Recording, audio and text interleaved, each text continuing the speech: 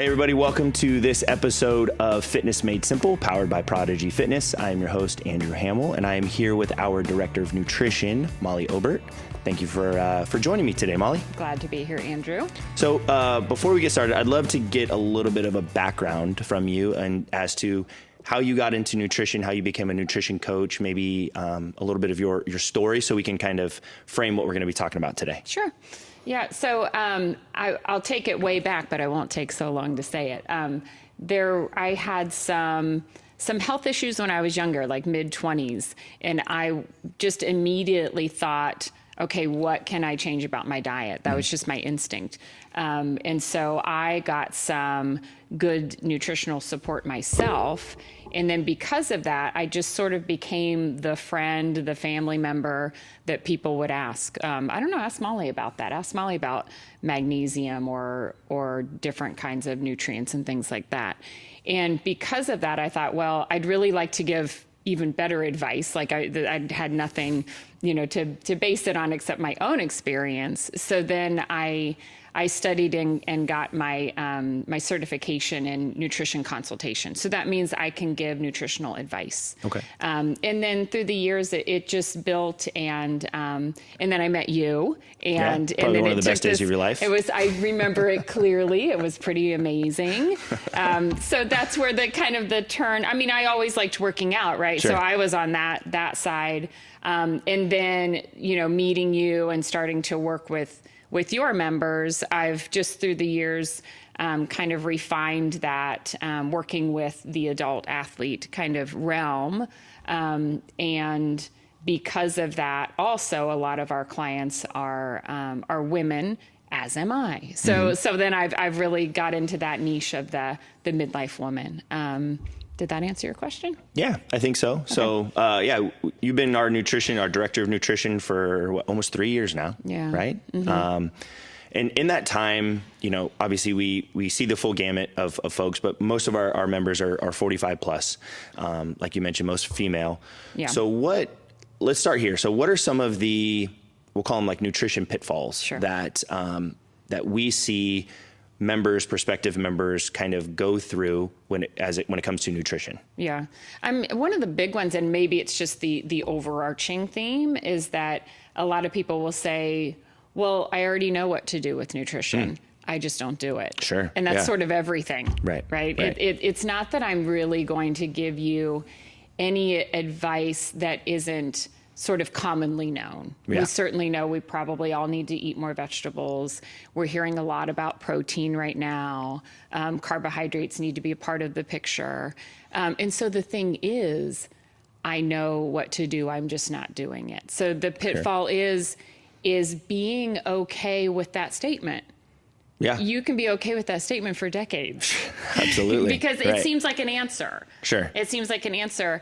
But that's why we're here. That's why nutrition is a big part of Prodigy, because we can take you from knowing to doing. It's that coaching piece. And that's what I feel like I've really developed since I've been working with you, is watching you all on the floor coaching, and then I can use those ideas with the nutrition and really coach people from that. Well, I know I need more vegetables. Yeah. And then getting them to figuring out how that happens. So it's that coaching of like, okay, well, what's holding you back? Where do you buy your vegetables? When should you buy your vegetables? How will you cook them? What are some vegetables that you don't want on your plate? What are the ones that you do like? It's really breaking it down so that then a client walks away from our meeting and knows exactly when they're shopping, what they're cooking, when they're eating it, and then all of a sudden they're eating more vegetables versus, like I said, for decades you could say, well, I know I need to eat more vegetables. Right. It's so simple, and I think that's why you don't realize the kind of big energy you could put into it and get really great results over something so little. Absolutely. And I think that goes along the same lines with like fitness, right? Where we hear it all the time of, I know what to do. I'm just not doing it. Right. And it's that coach in you to say, correct, you're not doing it. I can help you do it. Right. And so I think that's, very similar with nutrition. Even us as coaches, right? Where we know what to do, right? us on the floor, we talk about it all the time. Like, we know what to do in nutrition, but we all meet with you on a weekly, monthly basis to kind of dive into our nutrition as well. Right. Where do you find, secondarily to, okay, I know what to do. Like, what do you see as maybe like where people lack the most with their nutrition, if that makes sense? Like, where do you say, hey, other than maybe coming up with a plan, like, what's the first maybe small little tweak that you can make to help somebody with their nutrition? Usually, this may or may not answer your question, but usually, I will ask, with coaching, it's kind of pulling the answers out of you, because you spend all day with you. So you're going to know where you're lacking and where your pitfalls are. So I usually start with, where do you think you want to put your energy when it comes to your fitness? Okay. And so usually that will just reveal the thing. So the place to start is the thing that's really on their mind. Okay. Because if someone says, well, I think I need more protein, you're already ready to do, to focus in that area. So then we can dive into that. Yeah. And they may or may not need more protein, but we can talk about that, because the easiest place to start is the place that you're interested in starting. Sure. I like that. We have to write that down. But I think protein is maybe a good place to kind of quickly pivot to, because understandably so, and I'm a big fan of this, I feel like protein has become like a hot topic, right? A hot topic button, if that's the right word. Hot button topic. Whatever. Or hobbits. It's become the thing that when we're meeting with prospective clients, the couple of things that they're talking about is I know I need to be strength training, right? That's a hot buzzword right now, especially for our ladies. And I need to eat more protein. Right. So let's kind of go down the route of protein. Like, why is protein so important? Okay. So for our age group, as you hit your 40s and probably even more so 50s, you are starting to lose muscle mass. Yeah. So that's going to affect your strength. It's also going to affect your bones, because your muscles are supporting your bones. And so, what are we talking about? Protein. So, I think. So it's really important. I've got this. So it's really important to be aware of your protein. Maybe you need more, and most people do need more than they were eating. So what I feel like is happening is, in our younger years, probably 20s and 30s, we have kind of a more efficient body. Yeah. So if we're not really hitting the amount of protein that our body needs, our body sort of adjusts and survives, and it's fine. So when you hit 40, your needs go up because you're losing muscle mass, but also because we do, as we age, stop absorbing nutrients as efficiently. So if you are already not eating enough protein and then you're aging, you're really going to be kind of behind the 8 ball. Okay. Because now you're not getting enough, and you're not absorbing enough, and you're losing muscle mass. Sure. So that's why it kind of becomes, it kind of gets spotlight. Right. And it's under the spotlight. So that's when you start noticing that your strength is decreasing. Yeah. You might feel a little more body fat, because as you're losing muscle, that means your metabolism is going down. Absolutely. Right. So that's where you say, well, wait a second, what is this body? That's why it seems really different. So protein and getting the right amount, it is important. Like, it's one of those buzzwords or buzz topics that really is important. There's a lot of things out there, but that is one of the ones that we do need to focus on. Yeah, absolutely. And I think, you kind of hit it, where it's like, the idea is because we want to keep as much of our muscle mass as possible, right? Like, especially as we get older, that's the thing that's keeping our metabolism high. That's the thing that's allowing us to continue to do the things that we want to do as we get older. Right. That's the thing that's allowing us to age gracefully is that muscle mass, right? And I think that it's really, it's encouraging to see that more women, for example, are coming in and they're saying, I want to build muscle. Yeah. How do I do that? I know I need to be eating protein. Like, how much should I be eating? Like, that's really encouraging, because previously in the, 80s and 90s, it was, hey, you need to be as skinny as possible. You don't need to lift weights because you're going to get big and bulky and all those things. And now I think, luckily, hopefully, like, we're starting to swing the pendulum back to, hey, it's okay to have a little bit of muscle, because ultimately that's what's going to allow you to keep doing what you want to do.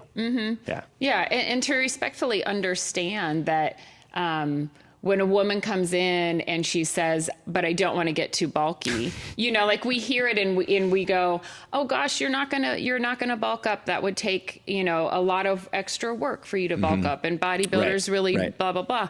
But then I think what's nice about all of us on the team is that we hear that and we understand where it's coming from. 100%. Anytime I get frustrated with nutrition or trends or frustrated in any sense, I'm never frustrated at the person.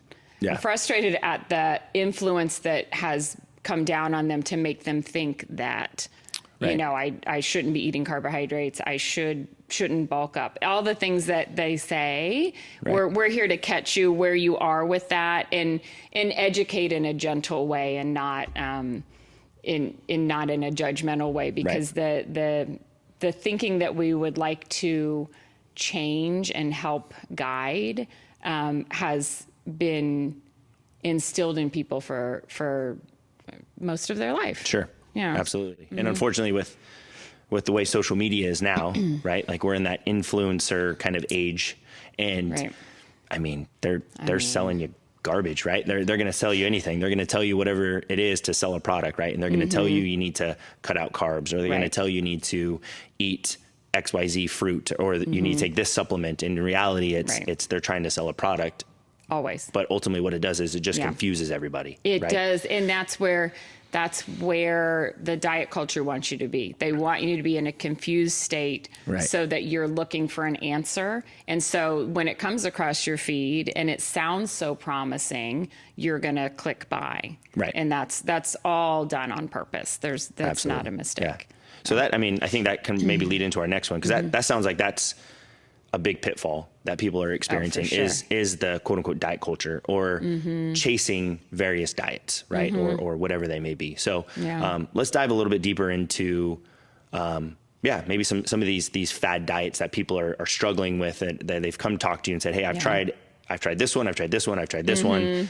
Nothing seems to work. And they didn't work. It didn't work, or it worked for a little bit, like whatever that is. Right.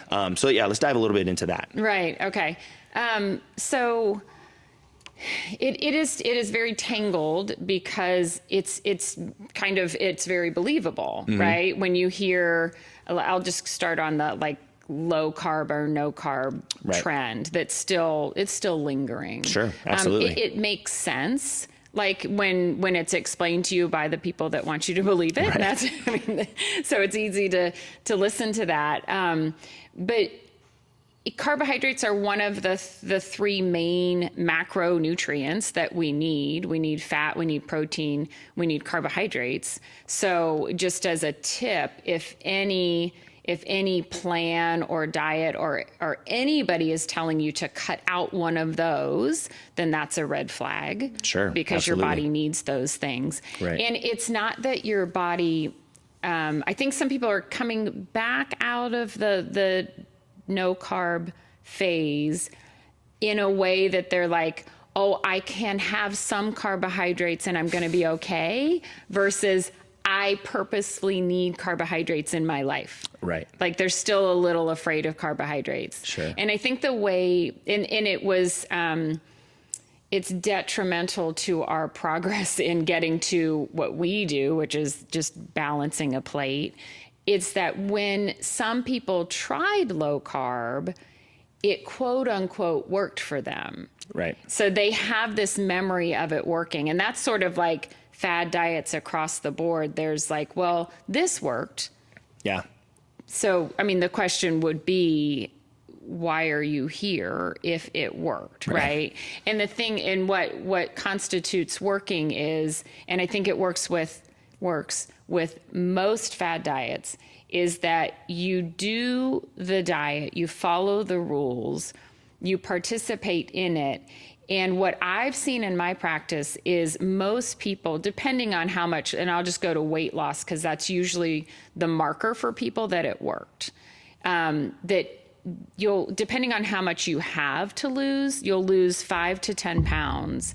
And then that progress is what makes you think 20, 30 years later that was the thing that worked. That'll be, well, low carb worked for me. Low carb worked for me. The reason it works, the reason you lose 5 to 10 pounds is because initially you're cutting out calories. 100%. So you cut out carbohydrates, you cut back on calories, but what is perceived to have worked is that carbohydrates were bad, you stopped eating them, you lost weight. Right. And what we're doing here is we're making sure all the components are on your plate because your body needs all of them to work efficiently. And we're not just looking at weight loss because you could lose muscle. And, and speaking of the 80s and 90s, that's what it was. It was weight loss at all costs. Yeah. And we really people may come in saying, well, I'd like to lose weight, but we're never focusing on just that. That becomes a byproduct of what we do. Yeah. And I think, the nice thing is, or the thing that's really helpful for us, right, is having somebody, for example, get on like an in-body scan, right? Now, while that's not ultimately the 100% foolproof, right? It gives us a really good gauge, right? Because we've had members come in and they're like, oh, this last month or two, I haven't lost any weight. And then we're like, okay, well, let's hop on the in-body scale. Let's get some data. And what we find is that they've actually lost 5 pounds of 5 pounds of fat, but they've gained 5 pounds of muscle. Yeah. So on the scale, it looks like nothing happened, but in reality, some really powerful stuff happened because they've really recompositioned their body. Right. And, so to that point of hey, I just lost weight. Cool. What weight did you lose? Right. And that might not have been the beneficial weight to lose. Right. Or, I got less bloated. Cool, I lost water weight. Awesome, right? Yeah. But I always go back to the idea of cool, well, if it worked, I think a good marker of if it actually worked is are you able to stick with it? Yeah. Are you still doing it now? Are you still doing it? Because you obviously, it didn't work if you're not doing it anymore, right? So, and it is. I'm not laughing at the people. I'm laughing at the whole process that makes them think this works. Yeah. It's the whole culture. Right. Because if you can do this fad diet for a moment and it works and then it doesn't work, then you get to go back into the diet culture and find the next thing that you're going to do. Right. It's designed that way. And here we are when you're done with all of that, come see what we're doing because we're setting up habits that you get to keep forever.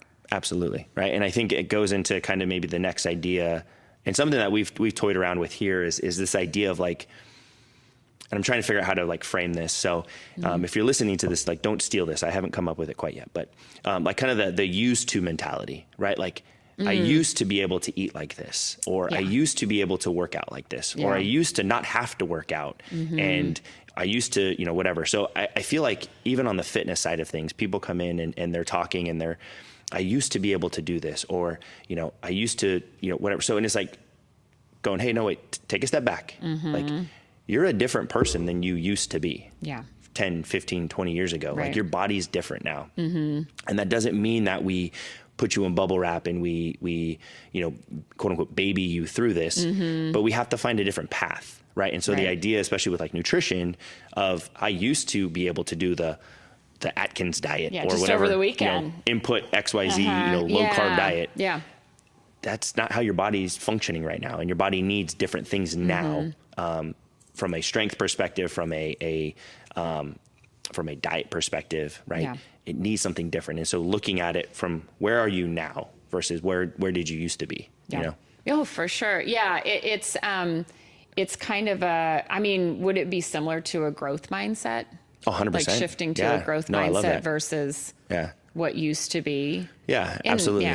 And think about what who you're comparing yourself to, right? Like, a lot of us are conditioned to think that we should always be at our lowest weight, which is just so random anyway, or getting back into your high school size, and like, I have a daughter who just graduated high school, and I would never think that I'm supposed to look like her. Right. But women my age will want to look like who they were then. Yeah. And they were girls.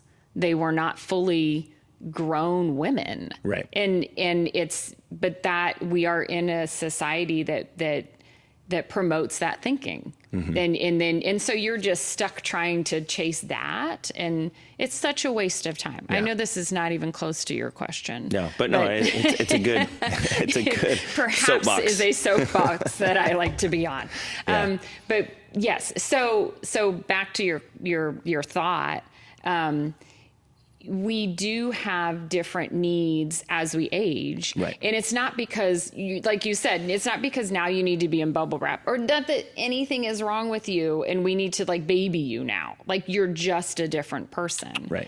And then in that, all of us have different individual needs. Sure. So it's not like we can say, okay, all of you that are over 40 need to do this, or even all of you that are women should do this. Like, there's some guidelines, but the true coaching and help and support and sustainable plan comes in the conversation that we sit down and have, and we realize, where your pain points are and where your roadblocks are, and we tweak what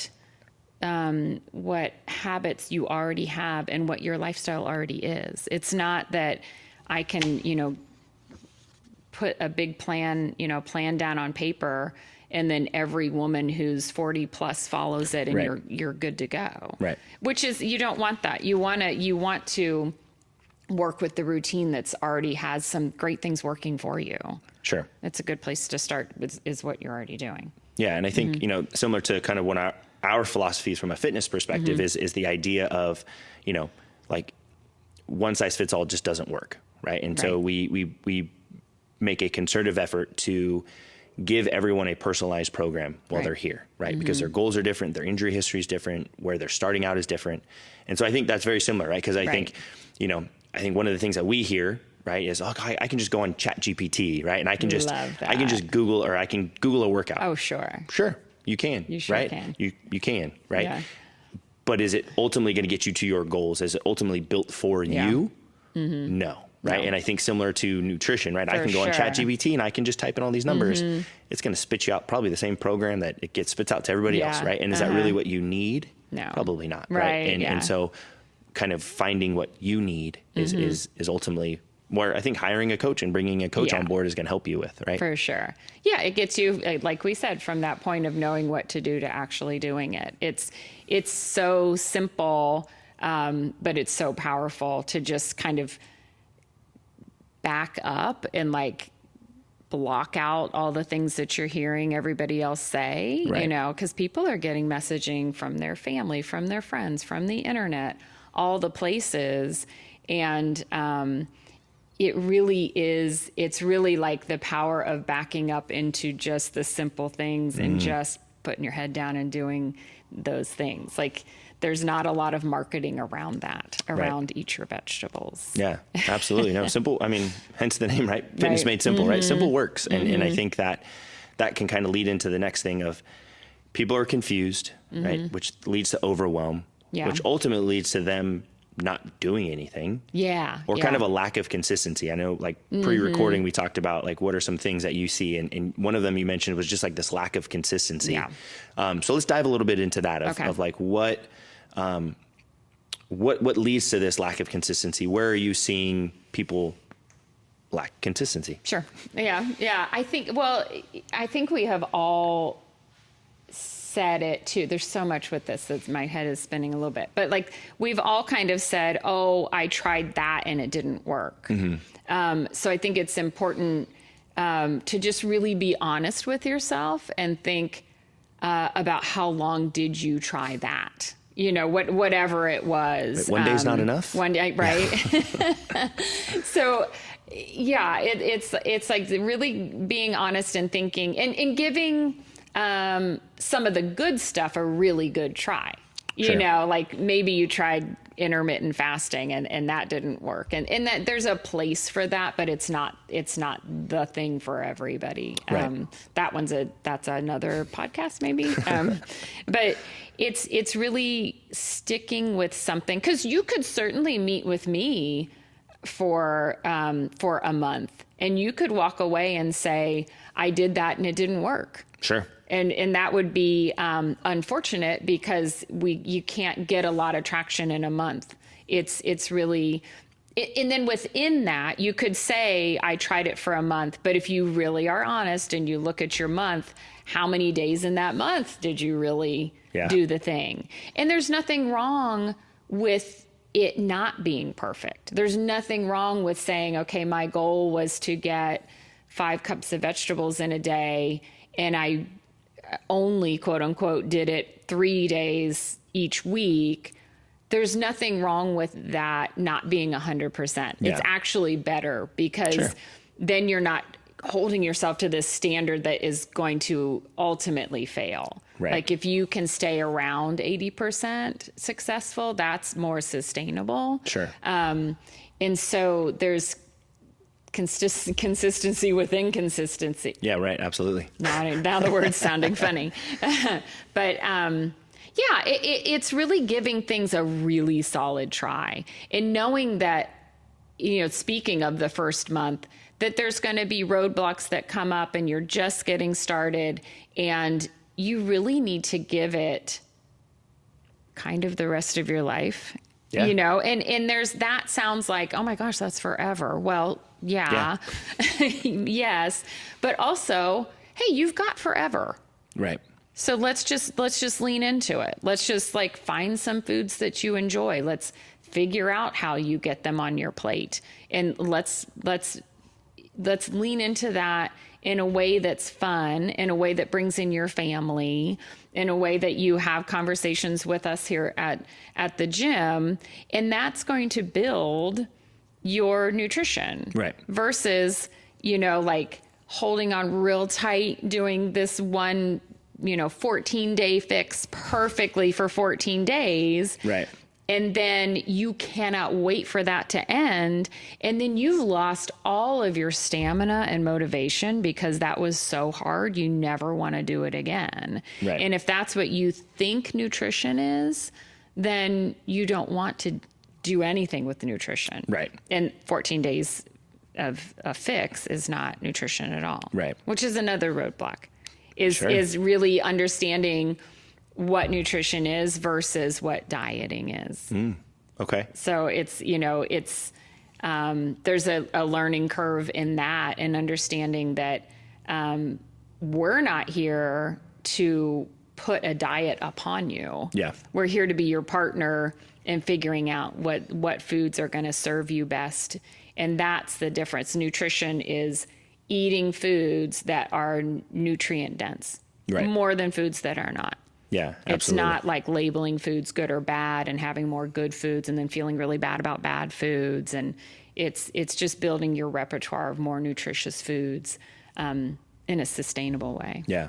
And I think, the thing that kind of popped in my head when you said that was especially with diets, I feel like diets are very much kind of like that all or none mentality. Right. And I think that's where we see a lot of people fail with fitness, right? And even nutrition is, if I'm not perfect 100% of the time, if I didn't make it to the gym on every single day that I said I was going to be there, or if I wasn't there for an hour or whatever it is, any little blip in that, I go, oh, nope, I'm done for the month, or I'm done for the week. I'll start again on Monday. You might as well. Right. Yeah. And instead of going, hey, you know what? Maybe I didn't get in my 5 servings of vegetables that I wanted today. That's okay. I'll start again. I'll start again tomorrow. Right. Yeah. It's one of those things of hey, I don't have to be perfect. I just need to be consistently trying to get 80%, whatever that is. Right. And similar with the fitness, right? We see that too. It's I couldn't make it in the gym. My whole week's done. I'm not going to come into the gym at all. It's no, we can still do something. Right. And so I think that all or none mentality often kind of leaves people, stuck where they're at, right? For sure. And that's just a weird habit. I mean, it's just a thing that a lot of us do, especially with nutrition and fitness. But we don't do it in other areas of life. Like if you spill your coffee a little bit, you don't dump the rest of it. You know, I'm not dumping any coffee. You know he's that. never doing that. But that was an extreme example. But like it's not logical, but it's so widely practiced and accepted. Right. Right. It's like, you should definitely quit the diet, and you should definitely just start on Monday. Like that's, everybody's like, that makes sense. It's just become an acceptable thing. Yeah. But there's more strength, I think, in staying persistent in your goals and being able, to start over the next day. And it's not even starting over. It's just staying the course. Right. It's just staying the course and not beating yourself up. And there's no judgment around this, Right. There are no laws around nutrition or fitness. And it's just, with everything else in life, just doing the best that you can and showing up. Right. Mm-hmm. Absolutely. What would you say? I know a lot of folks who mention like emotions and emotional eating as being a big part of their daily life. Sure. Right. Like I think, understandably so, like food, there's a lot of emotions around food. Mm-hmm. I could see that as potentially being a pitfall for somebody, right? For like sure. placing, kind of viewing food, and I know it's kind of maybe really black and white to say, but like food is fuel versus food has all of these other things around it, right? Like what could we kind of dive in a little bit on that? Yeah, I think it's important to acknowledge that food does have an emotional element, in not an unhealthy emotional element. Mm-hmm. And so that's kind of where that comes in. People will say, they'll confess,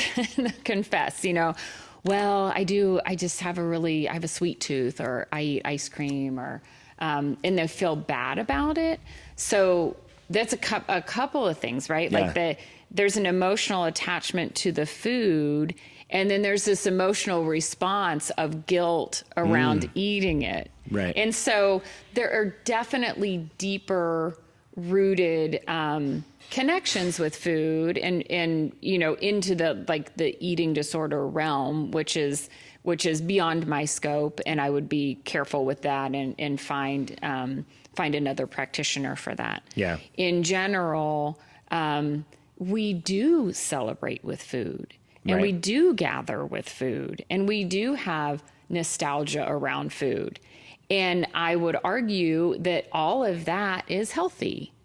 Sure. So that's why I try to stay away from the terminology of this food is healthy, this food is unhealthy. Right. All food can show up in a healthy lifestyle. Right. Right. Yeah. Like we have, I grew up on Sundays, we would drive to Jolly Pirate Donuts and we would get a dozen donuts. And if you went with mom to pick up the donuts, you got the 13th donut. We get a free 13th. You get the 13th because you went with mom to go pick them up. Yeah. That's a great memory, right? Absolutely. And so that's it. We need to just kind of relax a little bit around those emotions, around food, and understand that, you don't have to not participate in, family functions or be nervous about that and kind of create a bigger problem. So that's part of the coaching is like, okay, so what events are coming up? What are you thinking about those? And 9 times out of 10, my clients, if they're looking forward to an event or a vacation, it's just really a conversation ahead of time around how they're going to approach it and get through it. It's not about, okay, well, you're going to the family function, so beforehand, drink a protein shake and eat a salad so you're not hungry and you can avoid everything when you get there. Right. It's more of, okay, well, is Aunt so-and-so making her special thing, and you really love that and you want to eat that? well, make sure that you have that. 100%. Right? It's how you're going to navigate it. And when you go into it having a plan, then you don't go into it with fear or anxiety. So, wow. Yeah. The emotional thing is so layered. 100%. You know, like there's emotions that people bring to the nutrition consultation. Right. And so I have to be cognizant of that they may think that I'm going to have them stop everything that they're doing and do some hyper restrictive plan, because those are a lot of quote unquote diets that are out there. So there's that emotion that's coming to the conversation. Right. So that's a partial answer. Like I feel like there's a lot there. Oh, for sure. And I think that even one like we hear, right, from some of our members is like more of like the emotional eating of something stressful happened. And then I went towards food, right? I went towards things that maybe they think, or they quote unquote know are unhealthy, but it just makes them feel good. Yeah. Feels better. Comfort. Right? Comfort. Yeah. Right. And then, like you said, then there's that post emotion of, well, now I feel like garbage. Yeah. Because physically, maybe it just doesn't sit well with you. Yeah. But also now I know, like, I feel guilty, and I feel that, so there's a lot of emotion around food. For sure. Right. And I think sometimes, I don't know, and correct me if I'm wrong, but it feels like sometimes people don't want to talk food or talk nutrition with you, whatever it is, because they don't want to feel guilty. Like they don't want those emotions around it. And, and if they don't talk about it, if they put their head in the sand, then they don't have to deal with it. Or ultimately it's not them that failed, right? We've had this conversation before, right? Where, we're talking about people, and it's, they don't want to kind of have that tough introspective look in themselves of like, for lack of a better term, like, I'm the reason why this isn't working. Yeah. I'm the reason why I haven't seen results. It's something else. And I don't want to dive into that because I don't want to put blame on myself. Yeah. Right. It's hard. Yeah.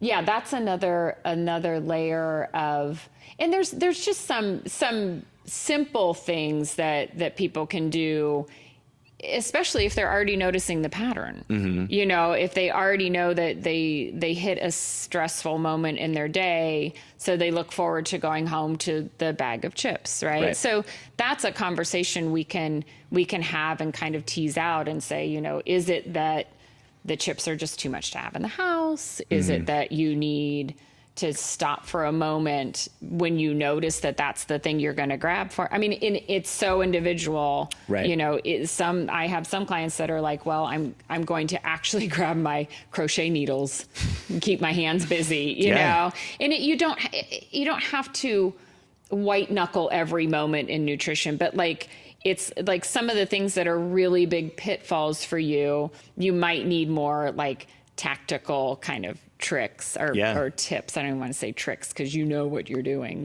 You're not faking yourself out.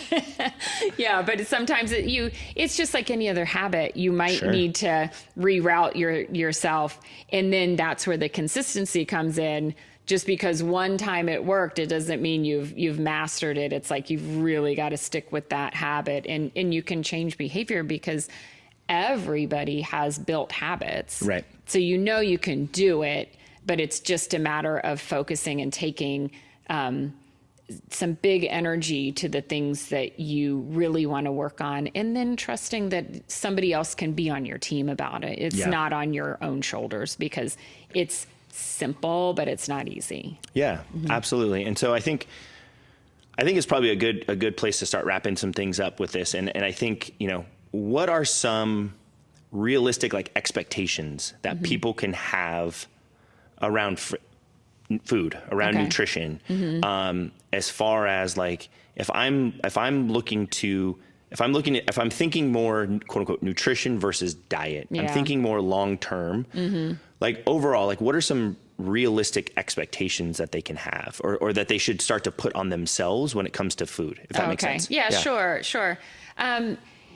I guess maybe an easy way to I'll just describe what we do. Sure. Yeah. And maybe that would I think it's great. Yeah. So if you do meet with me, I start out with an hour, because I think that's all that really I expect you to have the stamina for. Yeah. An hour where I just want to hear every moment of your day, from when you wake up and what time that is, and what do you drink and what do you eat and what do you do, everything about it, so that we can both look at, like, you hear yourself talking yourself through the day. And that's really powerful, because then now you're thinking, oh, I get up and I don't have anything to drink until 11 or something. Like, it's going to, things are going to just kind of reveal themselves.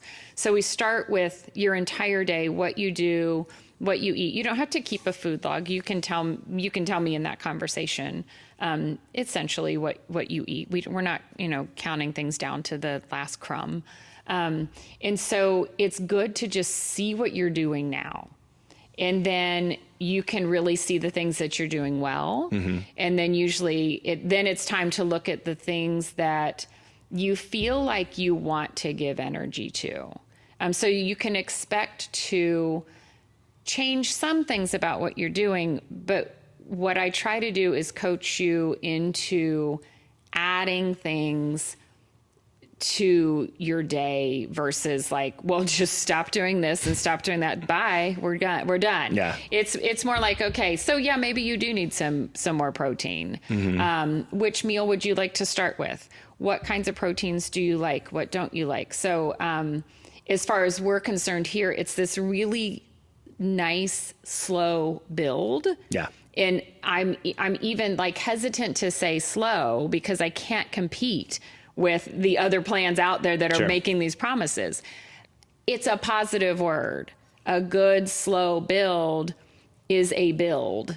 Right. A 14-day fix is sand, right? Yeah. We're building a foundation. So every little thing that you add, and your bits of knowledge that you gain, and the things that you learn about yourself and your likes and your dislikes, that's just building your foundation and your nutrition.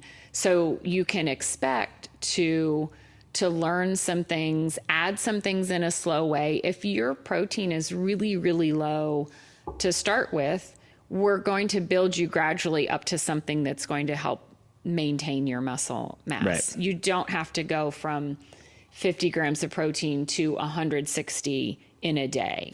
But we'll build it slowly in a way and figure it out for you, so that it doesn't feel like you're changing everything. Sure.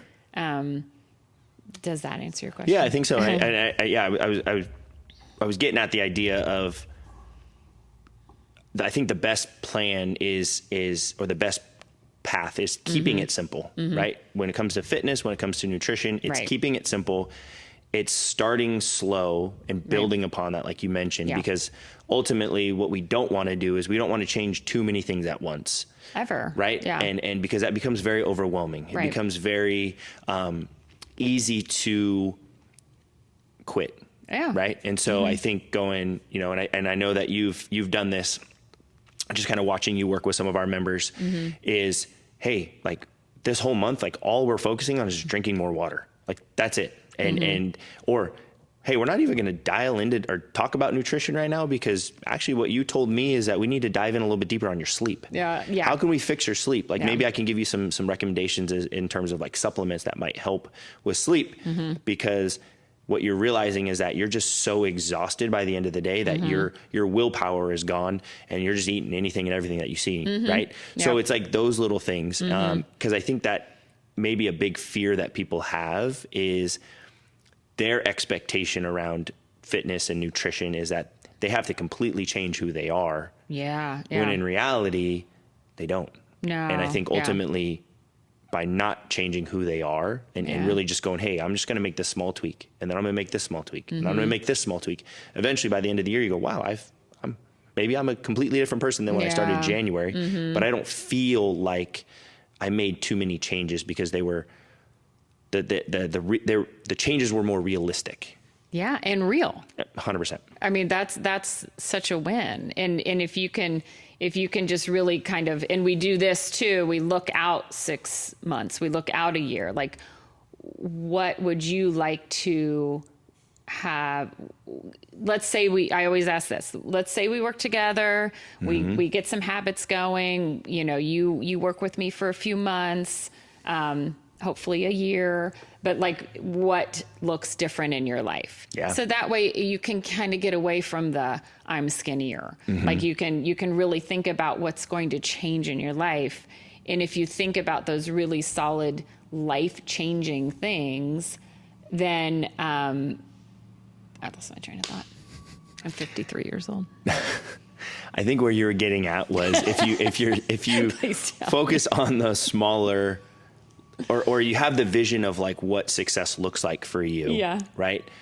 We can step back and we can put a plan together that like reverse engineer that plan. But then you're also able to then hit certain milestones, right? And so maybe it's, I'm drinking more water now. I feel better. Like I have more energy. I have less brain fog, right? Like those types of things. And then I'm building upon that. And then in a year, I hit what that vision is, right? And I hit what that goal is for myself. Yeah. From a nutrition or from a fitness or from just a new quote unquote person standpoint. Yeah. Cool. That's what I was going to say. All right. Well, before Molly has any more brain fog, we'll end it there. Thank you guys for listening. Once again, this is Fitness Made Simple, a podcast powered by Prodigy Fitness. I'm Andrew Hamel. We're here with Coach Molly, and we'll catch you guys soon.